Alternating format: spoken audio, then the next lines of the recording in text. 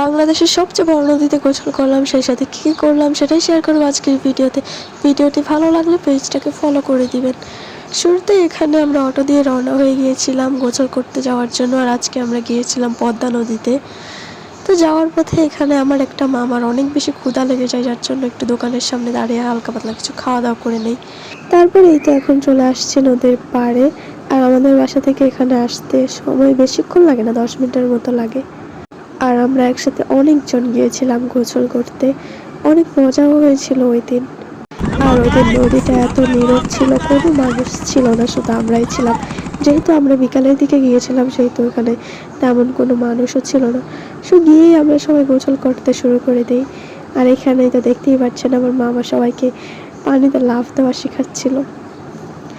তারপর এখান দিয়ে হঠাৎ করে একটা, এটাকে কি বলে, ট্রলার নাকি আমি নিজেও জানি না এটাকে কি বলে, ওইখান দিয়ে অনেক মানুষ ঘুরতেছিল, তারা আমাকে দেখে আবার হাই দিচ্ছিল।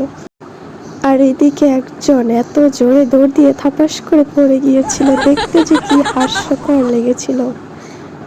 আপনারা কে কে পদ্মা নদীতে গোসল করেছেন অবশ্যই কমেন্ট করে জানাবেন। আর পানিটা এত সুন্দর লাগতেছিল দেখতে, পুরো সূর্যের আলোটা পানিতে পড়েছিল। আর আপনারা কে কে পদ্মা সেতুতে উঠেছিলেন অবশ্যই কমেন্ট করে জানাবেন। কথা আছে না যে মক্কার মানুষ হজ পায় না, আমরা পদ্মা সেতুর নিচ দিয়ে যাওয়া আসা করি, কিন্তু কখনোই ওঠা হয়নি। সো এই তো এখন আমরা নদী থেকে উঠে বাসায় যাওয়ার জন্য রওনা হই। আর এই নদীর আশেপাশে অনেক সুন্দর সুন্দর কিছু রিসোর্টের মতো ছিল, সেটাই দেখছিলাম ঘুরে ঘুরে। আর এটাই ছিল আজকের ভিডিও। ভালো লাগলে পেজটাকে ফলো করে পাশেই থাকবেন। আল্লাহ হাফেজ।